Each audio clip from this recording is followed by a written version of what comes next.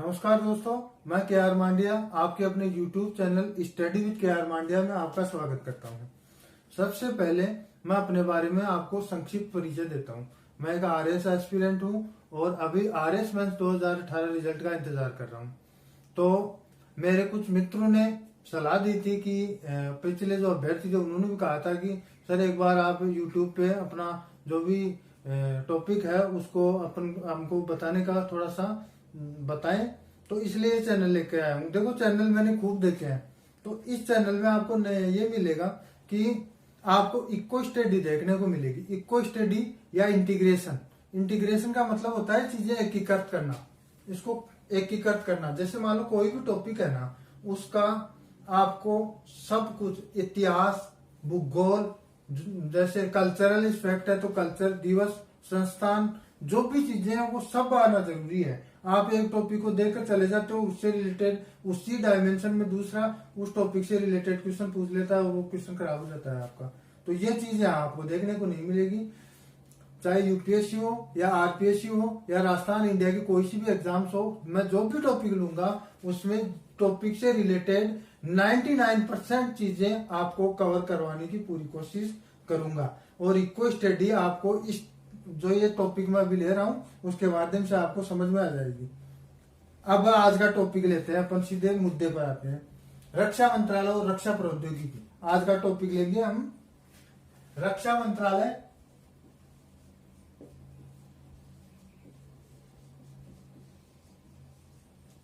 और रक्षा प्रौद्योगिकी। रक्षा प्रौद्योगिकी,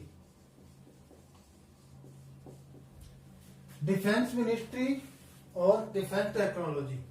अब देखो इसमें है ना, अब मैंने जो इको बताया ना आपको इंटीग्रेशन, उसमें सबसे पहली चीज मान लो इसको अपन देखते हैं तो सबसे पहले अपन इतिहास में चलते हैं। ऐतिहासिक पक्ष क्या है इसका?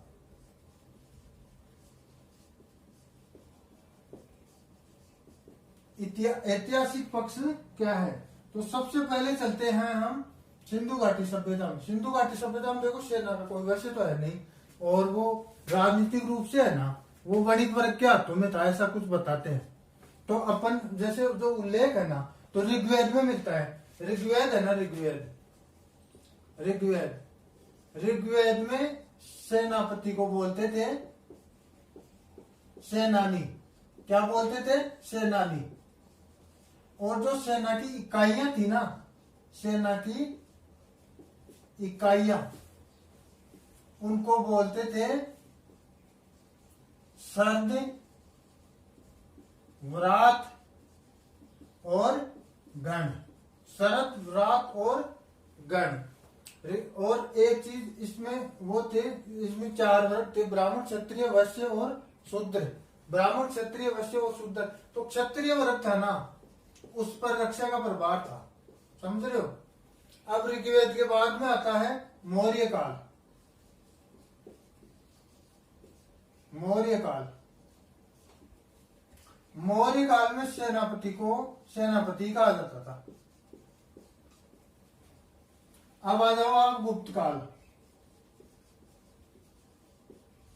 गुप्त काल में सेनापति है ना, उसको बोलते थे महाबलाधिकृत।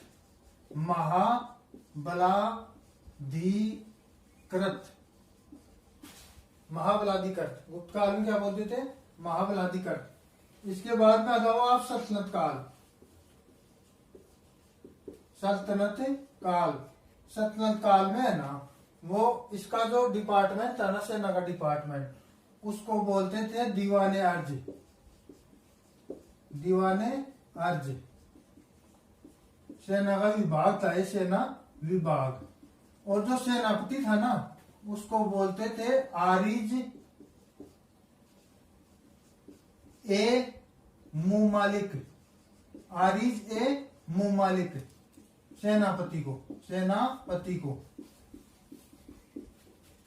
सल्तनत काल हो गया। सल्तनत काल के बाद में आ जाओ आप मराठा काल। मराठाओं के समय, मराठाओं में सेनापति को बोलते थे सर ए नौबत, सर ए नौबत। मराठा हो गए। अब मराठाओं से आगे चलते हैं अपन। मराठाओं के बाद में कौन आए? मुगल। मराठाओं के बाद में कौन आए? मुगल। तो मुगलों के टाइम पर है ना, मुगलों के टाइम पर जो सेनापति होता था ना, उसको बोलते थे मीर बख्शी। मीर बख्शी ये तो होता था सेनापति, है ना। और इसमें एक और होता था मीर आतिश। ये मीर आतिश है ना, मीर आतिश तोप खाने का प्रधान था, तोप खाने का प्रधान। अब आ जाओ आप, मुगलों के बाद में कौन आए?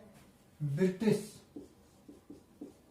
ब्रिटिश काल में ना, ब्रिटिश काल में 1776 में सैन्य विभाग का गठन हुआ।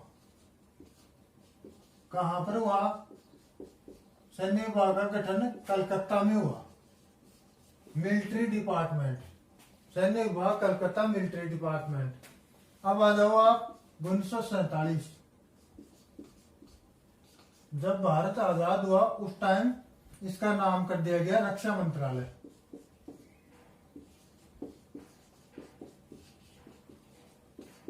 Ministry of defence, ministry of defence. तो भारत के पहले रक्षा मंत्री कौन थे? बलदेव सिंह। बलदेव सिंह भारत के पहले रक्षा मंत्री थे। फर्स्ट महिला रक्षा मंत्री कौन रही?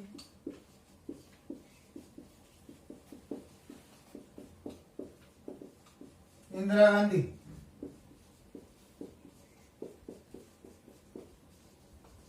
उन्नीस सौ 75 और 1980 में।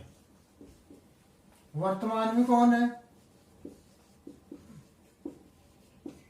राजनाथ सिंह। राजनाथ सिंह। ये हो गया। अब ये इतिहास हो गया, एक बार रिवीजन कर लेते हैं इसका थोड़ा सा। ऐतिहासिक रूप से ऋग्वेद, ऋग्वेद में सेनापति को सेनानी, सेना की इकाई थी शरद, व्रात और गण। और ऋग्वेद में जो रक्षा का प्रभाव था वो क्षत्रिय वर्ग के हाथों में था। मौर्य काल में सेनापति बोलते थे। गुप्त काल में सेनापति को महाबलादि करते, महाबलादि कृत, महाबलादि करते। सतलज काल में दीवाने अर्ज, सतलज काल में दीवाने अर्ज। और सेनापति का नाम था आरिजे मुमालिक। दीवाने अर्ज सेना विभाग था, आरिजे मुमालिक सेनापति था। मराठा काल में इसको बोलते थे सर ए नौबत, सेनापति को सर ए नौबत। मुगल काल में मीर बख्शी सेनापति होता था और मीर आतिश और होता था, वो तोप खाने का प्रधान होता था। ब्रिटिश काल में 1776 में मिलिट्री डिपार्टमेंट के नाम से कलकत्ता में ये सैन्य विभाग का गठन हुआ। 1947 में रक्षा मंत्रालय। फर्स्ट रक्षा मंत्री भारत के बलदेव सिंह थे। फर्स्ट महिला रक्षा मंत्री इंदिरा गांधी रही 1975 और 1980 में। लेकिन ये इनके पास है ना वो पीएम का पद भी था। पीएम के साथ साथ ये रक्षा मंत्री रही थी। स्वतंत्र रूप से जो रक्षा मंत्री रही ना, स्वतंत्र प्रभार वाली भारत की फर्स्ट रक्षा मंत्री कौन रही? निर्मला सीतारामन। मोदी गवर्नमेंट में निर्मला सीतारामन। समझ रहे हो? ये हो गया इसका ऐतिहासिक पक्ष, हिस्टोरिकल एस्पेक्ट है। अब इसका रक्षा का है ना अपन कॉन्स्टिट्यूशनल एस्पेक्ट देखेंगे, संवैधानिक पक्ष। इसका संवैधानिक पक्ष देखेंगे हम, कॉन्स्टिट्यूशनल एस्पेक्ट।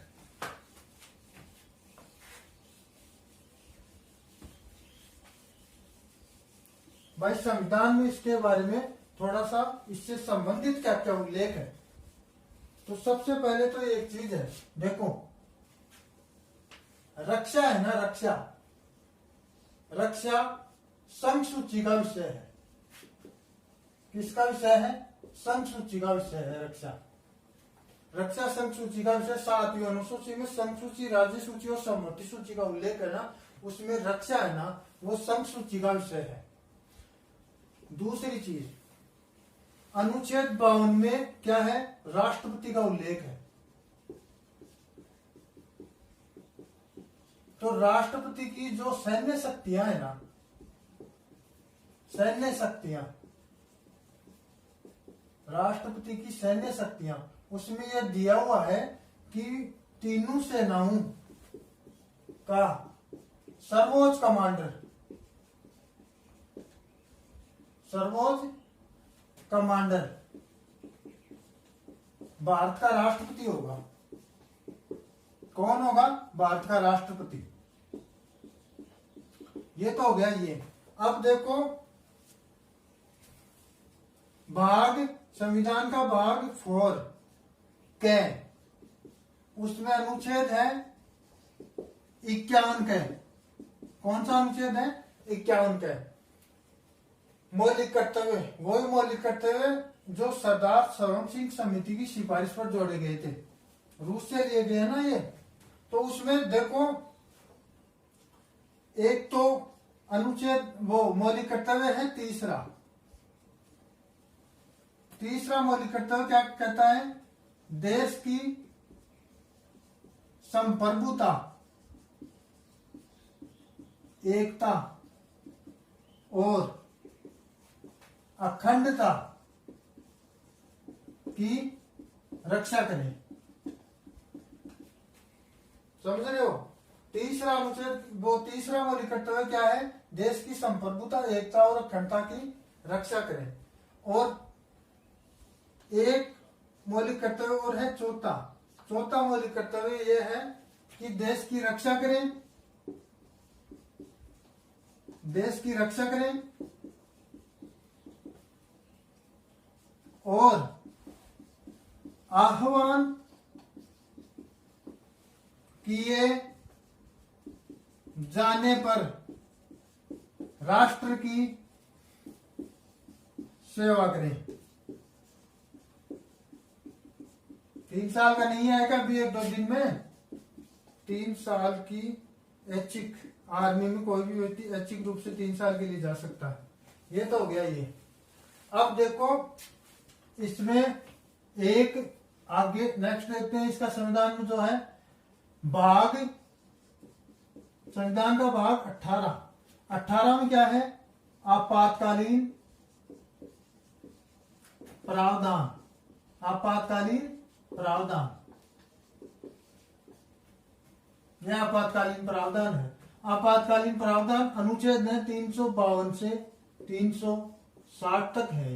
ये आपातकालीन प्रावधान कहां से लिए गए थे, जर्मनी के वाइमर संविधान से, जर्मनी के वाइमर संविधान से।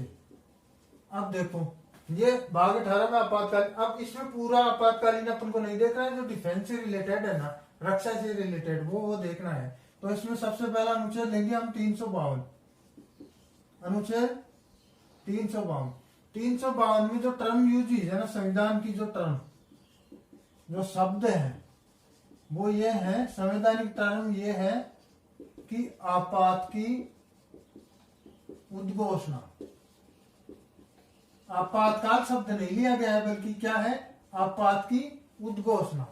आपात की उद्घोषणा कौन करेगा, राष्ट्रपति। राष्ट्रपति किस बेस पे करेगा, उसके बेस हैं 3, युद्ध, बाह्य आक्रमण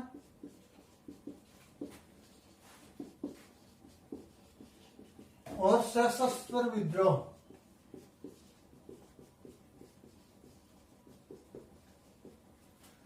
राष्ट्रपति आपात की उद्घोषणा करेगा 3 चीजों के आधार पर, युद्ध, बाह्य आक्रमण और सशस्त्र विद्रोह। अब देखो ये सशस्त्र विद्रोह है ना, ये रखा गया है 44वें संविधान संशोधन 1978 द्वारा, 44वें संविधान संशोधन 1978 द्वारा। समझ रहे हो, ये हो गया सशस्त्र विद्रोह है। इसके बाद में है ना, ये कितनी बार लग चुका है, 44वें संविधान संशोधन 1978 द्वारा ये रखा गया ना। इससे पहले क्या था, इससे पहले इसमें था आभ्यंतरिक अशांति,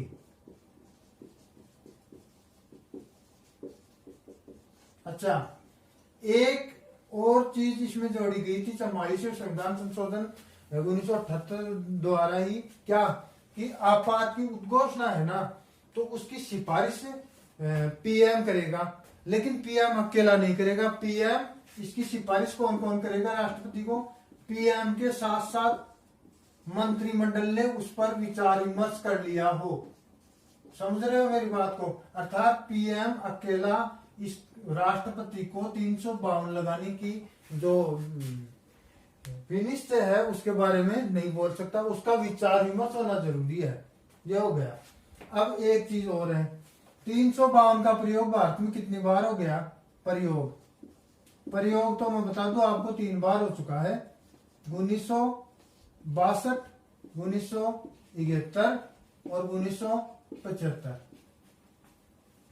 1962 में भारत चीन युद्ध, 1971 में भारत पाकिस्तान युद्ध, और इंदिरा गांधी ने लगाया था 3 जून 1975 को। सॉरी, ये जून वाला थोड़ा मेरे को कंफ्यूज है, इसको देख के बताएंगे हम बाद में। जून 1975 में लगा हुआ है, तो इसमें क्या है, ये क्वेश्चन आया हुआ है जून 1975 का, अभी आरएस वाली एग्जाम में आया था, उसका डेट पूछा गया था। ये हो गया युद्ध, बाह्य आक्रमण, सशस्त्र विद्रोह। अब देखो, एक इसमें इसी में 352 में एक वो संशोधन और किया गया है, 42वां संविधान संशोधन।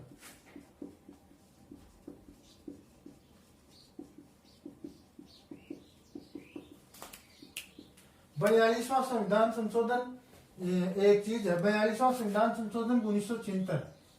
तो इसमें एक चीज दी गई है, क्या कि यह है ना, पूरे ये जो राष्ट्रपति है ना, राष्ट्रपति आपात की उद्घोषणा पूरे भारत में ही नहीं, ये जरूरी नहीं है, बल्कि किसी क्षेत्र विशेष के लिए भी कर सकते हैं, क्षेत्र विशेष के लिए भी कर सकते हैं। इसको अभी हम देखते हैं, इसकी व्याख्या करते हैं, लिए भी कर सकते हैं। यह हो गया 352, समझ रहे हो? अब आ जाओ आप 352 के बाद में इसी से रिलेटेड एक और अनुच्छेद आता है, वो है 355। 355 में क्या दिया हुआ है? 355 में ये दिया हुआ है कि संघ सरकार का ये कर्तव्य होगा कि बाह्य आक्रमण व आंतरिक अशांति से राज्यों की रक्षा करेगा। यह हो गया इसका कॉन्स्टिट्यूशनल एस्पेक्ट, संवैधानिक प्रावधान इससे रिलेटेड, डिफेंस से रिलेटेड। तो देख लो, एक बार रिवीजन कर लेते हैं। संघ सूची जो रक्षा है ना, रक्षा संघ सूची का विषय है, और राष्ट्रपति का उल्लेख अनुच्छेद 52 में, इसमें इसकी सैन्य शक्तियां दी हुई है, और सैन्य शक्तियों में ये तीनों सेनाओं का सर्वोच्च कमांडर होता है। इसके अलावा मौलिक कर्तव्य हैं, मौलिक कर्तव्य भाग 4 के 51 में, जो कि रूस से लिए गए हैं। तो उसमें एक चीज 3rd और 4th के प्रावधान दिए गए हैं। 3rd में ये दिया गया है कि देश की संप्रभुता, एकता और अखंडता की रक्षा करें, देश की रक्षा करें। 4th में दिया हुआ है देश की रक्षा करें और आह्वान किए जाने पर राष्ट्र की सेवा करें। अभी हाल ही में जो मोदी गवर्नमेंट लाई है ना, क्या 3 साल की जो ऐच्छिक रूप से आप आर्मी में जा सकते हैं, उसको इस अनुच्छेद से रिलेटेड किया जा सकता है, इस मौलिक कर्तव्य से। अब देखो भाग 18 में है आपातकालीन प्रावधान, 352 से 360 तक ये लिए गए जर्मनी के वाइमर संविधान से। इसमें 352 में संविधान की जो टर्म है ना, आपात की उद्घोषणा ली गई है। आपात की उद्घोषणा कौन कर सकता है? राष्ट्रपति। 3 आधारों पर, युद्ध, बाह्य आक्रमण और यह सशस्त्र विद्रोह है। अब सुनो, इसमें एक चीज और है, ये जरूरी नहीं कि ये तीनों चीजें हो ही, युद्ध, बाह्य आक्रमण और सशस्त्र विद्रोह हो, ये जरूरी नहीं है। अगर राष्ट्रपति को ऐसा लगता है कि ऐसा हो सकता है, तो भी वो 352 लगा सकता है। समझ रहे हो। अब देखो इसमें 352 में 2 संशोधन किए गए हैं। 44वें संविधान संशोधन 1978 द्वारा इसमें पहले टर्म थी अभ्यंतरिक अशांति, उसकी जगह अब ये लिया गया है सशस्त्र विद्रोह। समझ रहे हो। उसके बाद में एक और प्रावधान किया गया कि 352 का प्रयोग है ना, अकेला प्रधानमंत्री अगर राष्ट्रपति को सिफारिश करेगा ना तो वो नहीं मानेगा, बल्कि होना ये चाहिए कि प्रधानमंत्री मंत्रिमंडल में पहले विनिश्चय करे, उससे विचार विमर्श करे, उसके बाद में राष्ट्रपति को भेजेगा, तब उसको माना जाएगा। और इसका प्रयोग है ना 1962, 1971 और 1975 में दे दिया किया गया है 3 बार अब तक।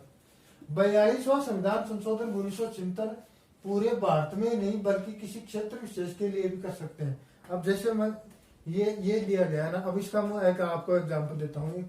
जैसे मान लो अपना चाइना और ये बॉर्डर है, इधर पाकिस्तान वाला बॉर्डर है, तो पाकिस्तान वाला बॉर्डर इधर अपना राजस्थान है, पंजाब है, जम्मू कश्मीर है, तो ये है। तो मान लो पाकिस्तान से युद्ध छिड़ जाता है ना, तो ये जरूरी नहीं है कि पूरे भारत में 352 लागू किया जाए, बल्कि ये वहां पर्टिकुलर उस एरिया में भी लागू किए जा सकते हैं, राजस्थान में या राजस्थान पंजाब में या तीनों राज्यों में या अकेले राजस्थान में कहीं भी पर्टिकुलरली भी लागू किया जा सकता है ये चीज। अब आते हैं अनुच्छेद 355 में। अनुच्छेद 355 ये कहता है कि संघ सरकार का ये कर्तव्य होगा कि बाह्य आक्रमण व आंतरिक अशांति से राज्यों की सुरक्षा करेगा। मतलब संघ का मतलब केंद्र सरकार का ये कर्तव्य होगा। ये हो गया इसका संवैधानिक एस्पेक्ट। अब संवैधानिक एस्पेक्ट के बाद में अपन देखेंगे रक्षा मंत्रालय के अंदर में कौन कौन से निकाय हैं।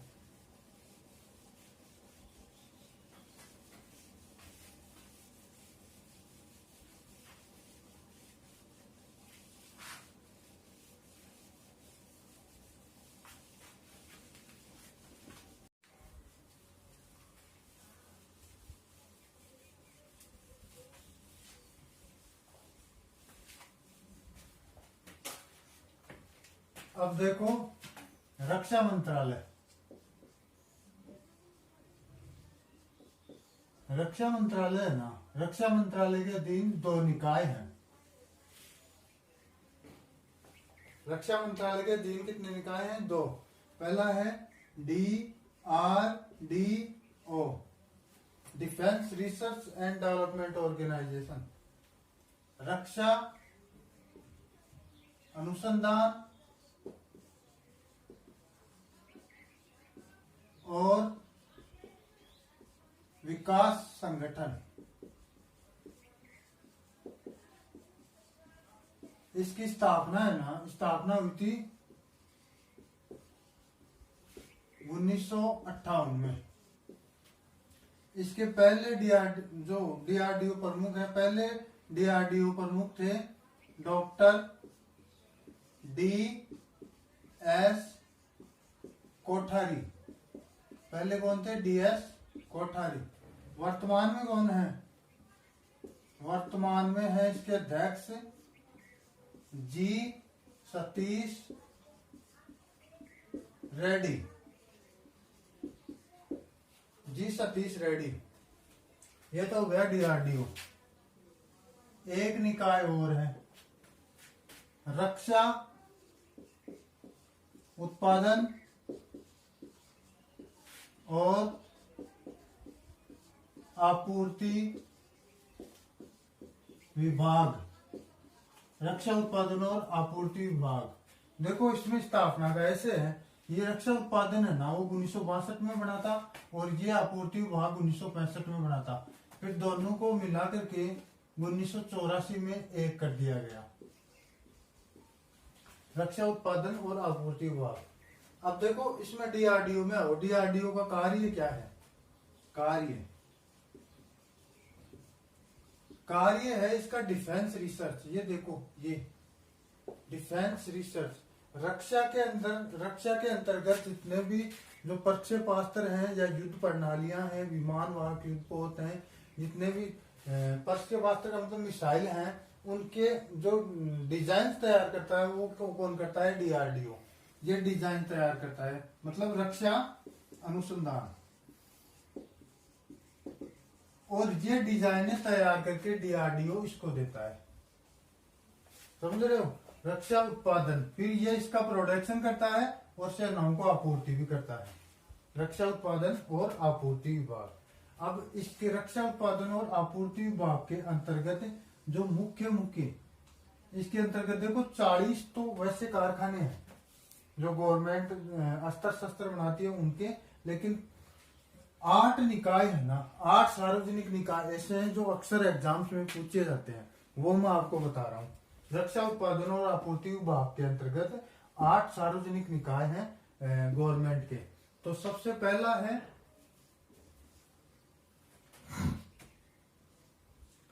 Garden Reach workshop limited. ये कहां पर है? यह है कलकत्ता में। मुख्यालय पूछता है, कई बार मैच करवा लेता है 2-2, 3-3 देकर। Garden Reach workshop limited.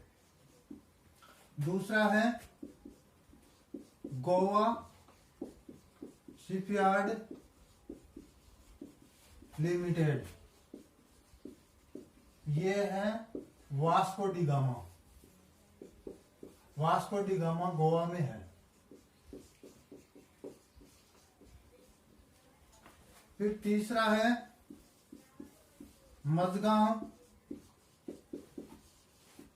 Dock limited. Mazagon dock limited ये है मुंबई में। चौथा है भारत इलेक्ट्रॉनिक्स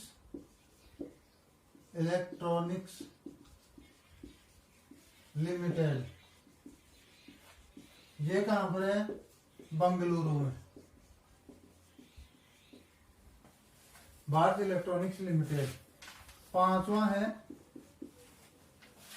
हिंदुस्तान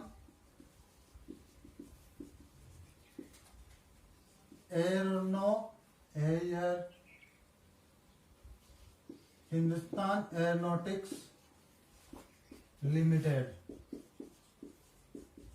ये भी बेंगलुरु में है। फिर छठवा है भारत अर्थ मूवर्स लिमिटेड। ये भी कहां पर है? बंगलुरु में।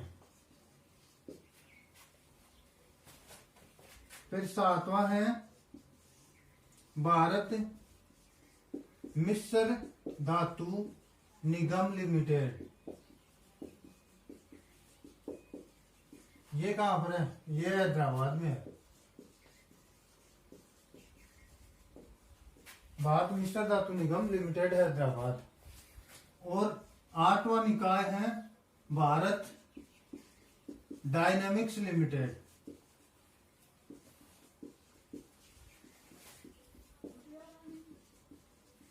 ये कहां पर है? ये भी हैदराबाद में ही है।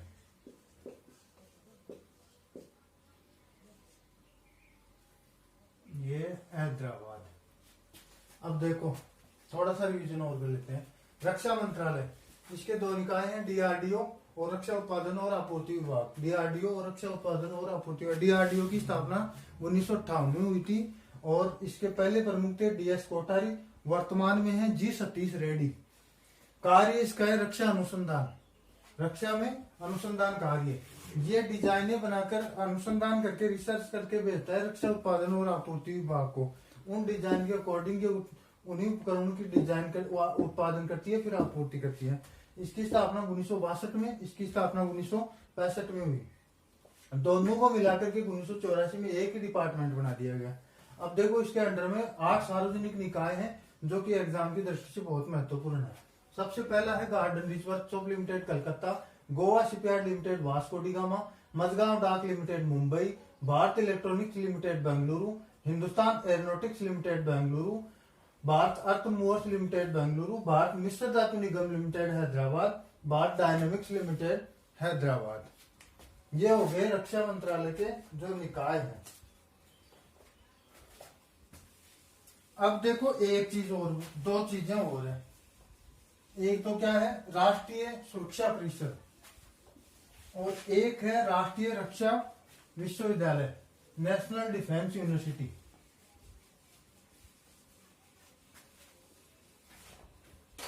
पहले तो क्या है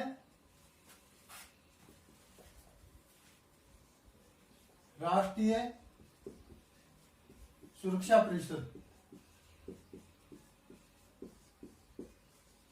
राष्ट्रीय सुरक्षा परिषद NSC, राष्ट्रीय सुरक्षा परिषद। अब देखो इसकी स्थापना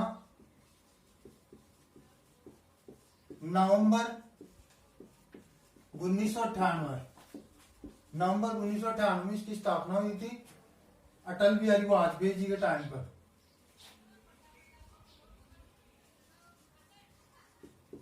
अटल जी के समय। इसके पहले प्रमुख कौन थे,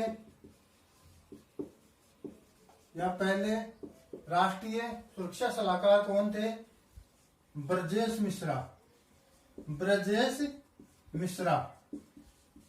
और वर्तमान में प्रमुख कौन है, अजीत दाभोल,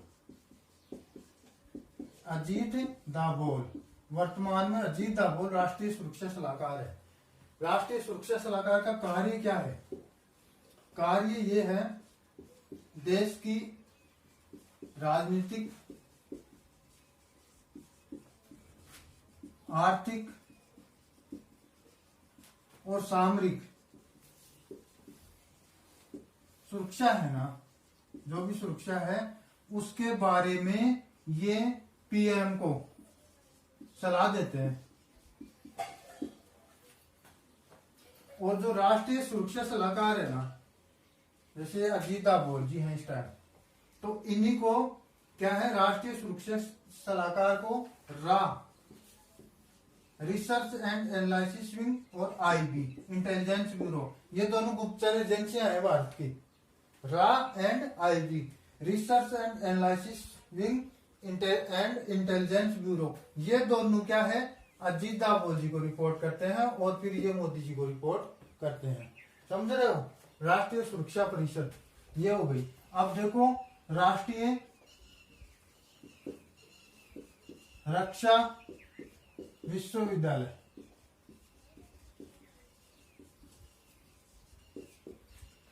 राष्ट्रीय रक्षा विश्वविद्यालय की स्थापना देखो, स्थापना हुई थी इसकी मई 2013 में। इसका मुख्यालय कहां पर है, मुख्यालय का ये कॉलेज है कहां पर, अवस्थिति, अवस्थिति है इसकी बिनोला, बिनोला है गुड़गांव, हरियाणा, हरियाणा।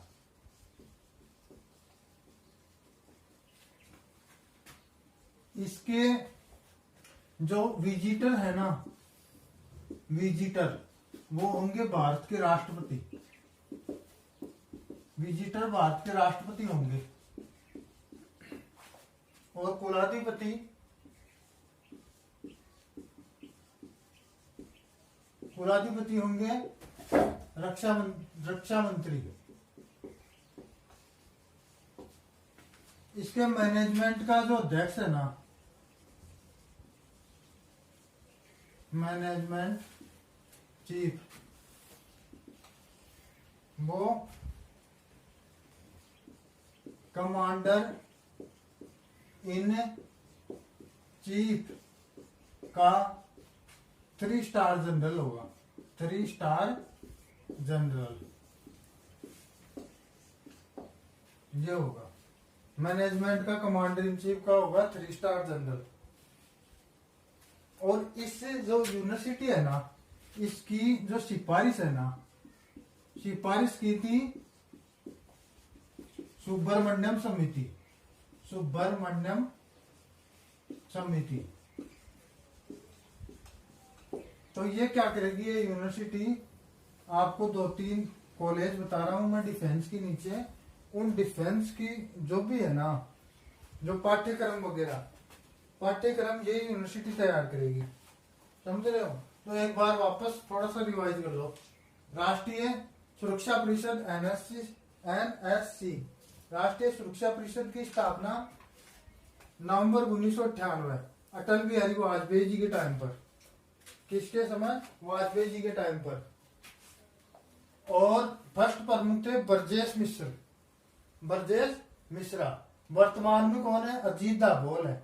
वर्तमान में इसके प्रमुख कौन है? अजीत दाभोल।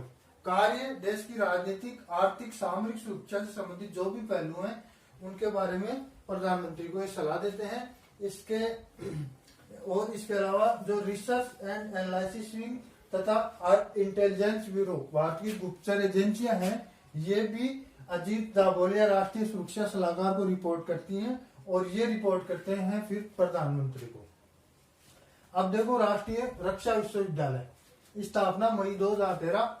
ये स्थित है बिनोला गुड़गांव हरियाणा में है। इसके विजिटर होंगे भारत के राष्ट्रपति, कुलाधिपति होंगे रक्षा मंत्री।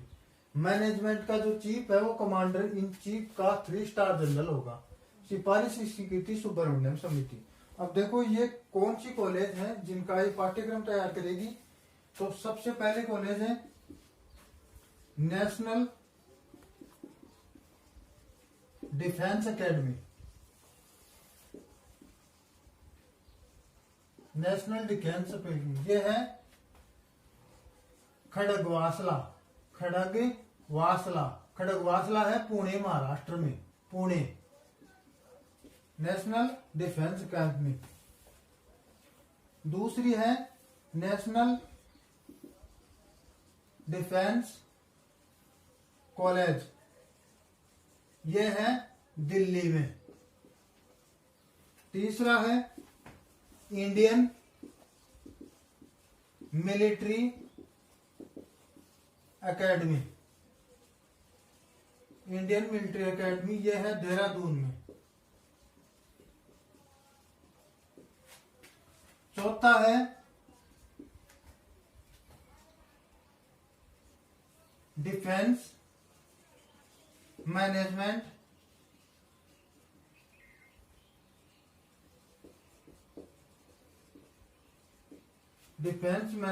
कॉलेज, ये है सिकंदराबाद, और सिकंदराबाद है तेलंगाना में। सिकंदराबाद तेलंगाना।